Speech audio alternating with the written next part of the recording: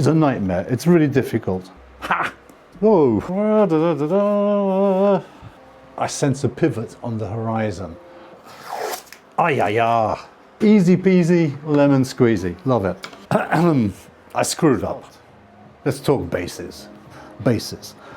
At the very beginning, my concept for this, what I had in my mind, was that I was going to have a round base, quite a big, sturdy, robust round base to give it weight and stability, and at the top, a circular platform for the tea.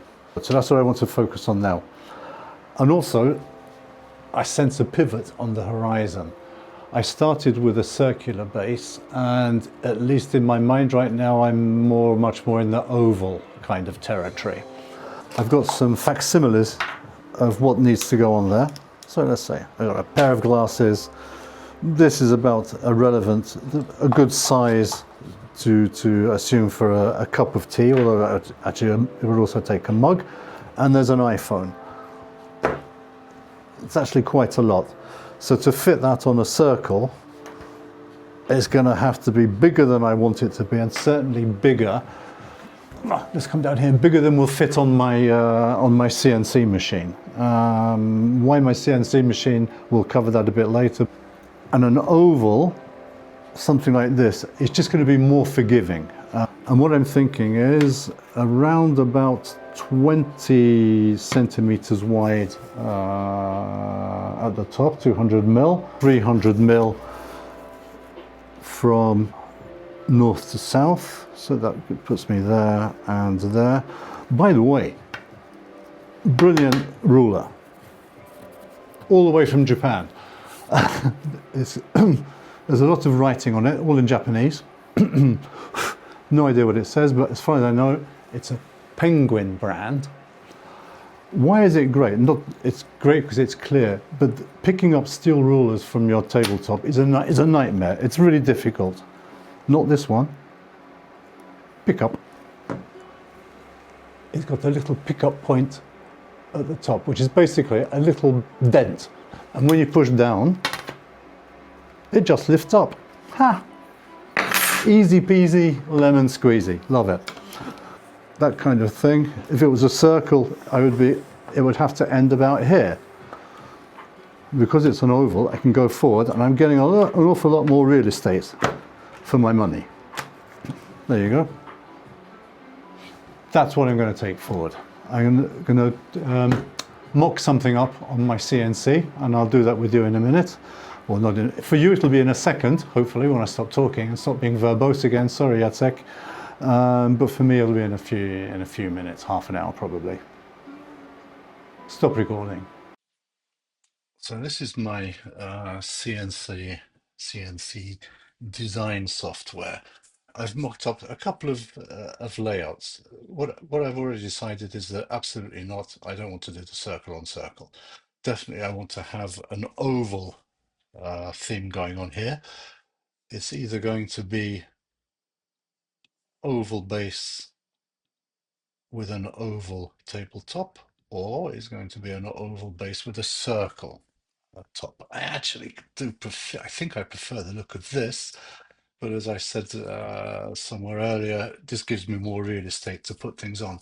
So what I'm going to do, I'm going to, if you like, take the base as the starting point. I'm going to make a mock-up of the base as big as I can make it on my CNC machine, because I also need to take into account I want to do 6 legs, and at the moment I have a mock-up based on 5. So I'll be making a new base. I have to change the size of this, make it a bit bigger. I've measured it up.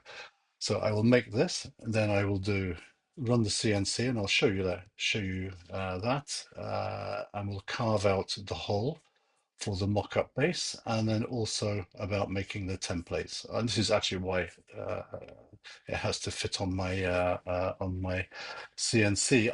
It's too small to cut out the whole oval in one piece. So what I will end up doing is cutting in 2 halves, make a template of 2 halves, put the 2 halves of the template together, and then route around it to make the full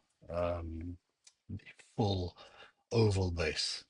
So let me get some work done, and then I'll come back to you when I've got that all done. We'll fire up the CNC for a couple of seconds.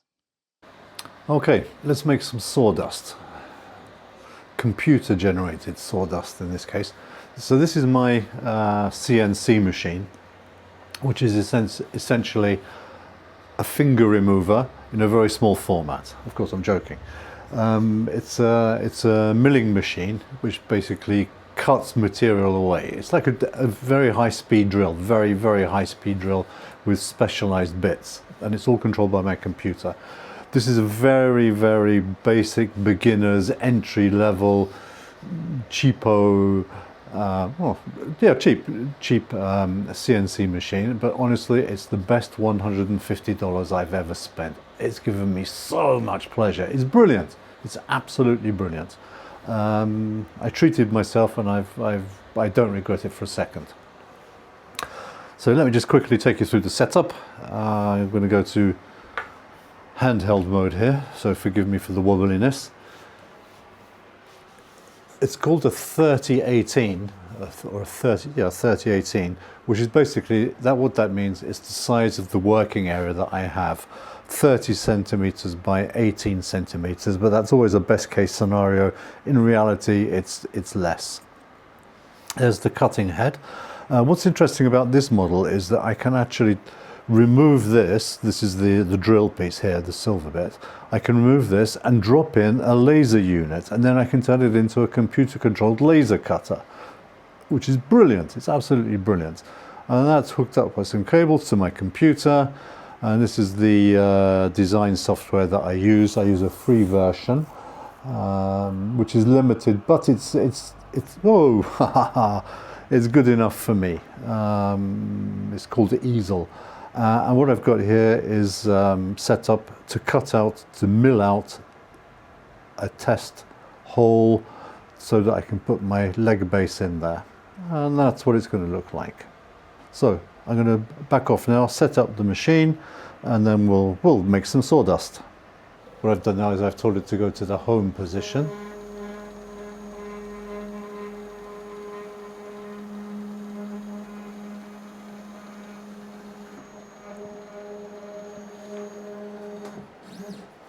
Thank you very much.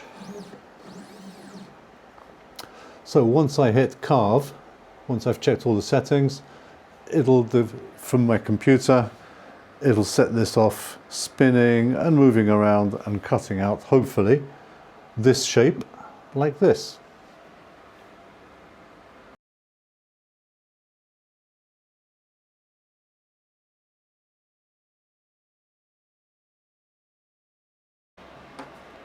And there you have it, a perfectly milled hole. Remember when I said less is more? Well, here's why.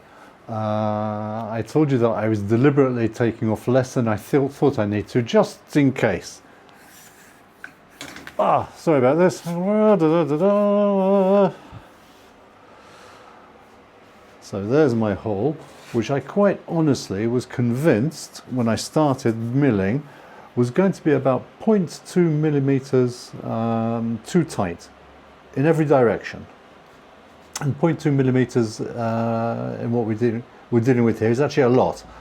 It's the difference between something is sloppy or not sloppy. And look at that. It is absolutely spot on.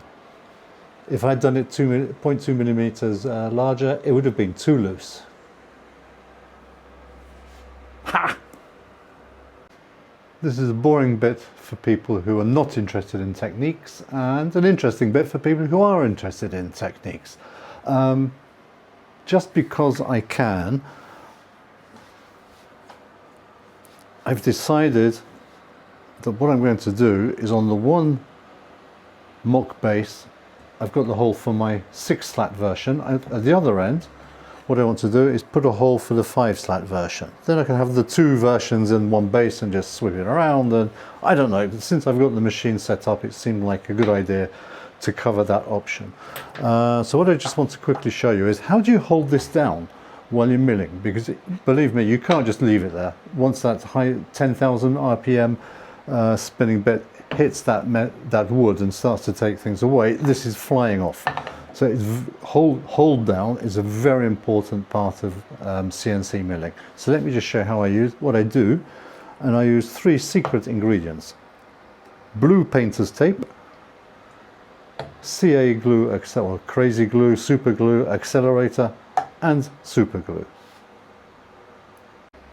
Just so we're clear, I didn't invent this technique. It's all from the wonderful internet and YouTube, but it's called the blue tape technique, or the blue tape trick, or the blue tape hack. What you do is you put some blue tape on the bed. This is my workpiece that I'm going to be cutting from, and I take some blue tape.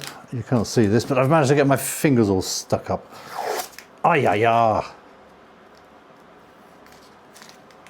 Don't you just love it when things like that happen at the worst possible moment? So I take another strip and I put it on the part that I want to hold down onto the bed. Spray some accelerator onto the base, carefully put some CA glue on there, position it, because you don't get any wiggle room with this, push it down, and that is now held in place solidly enough that I can work with it, and at the end it just peels off like a banana skin. It's actually incredibly simple but really, really effective. Ta-da! 5 slats and 6 slats. First reaction, definitely liking the 6 slats. Also, I can see that until I cut these down to the right height, it's not worth talking about anything, because this is going to be critical. And the one advantage that I can see of the 5 slats is that naturally it's narrower at the top, and it's going to be easier to work with.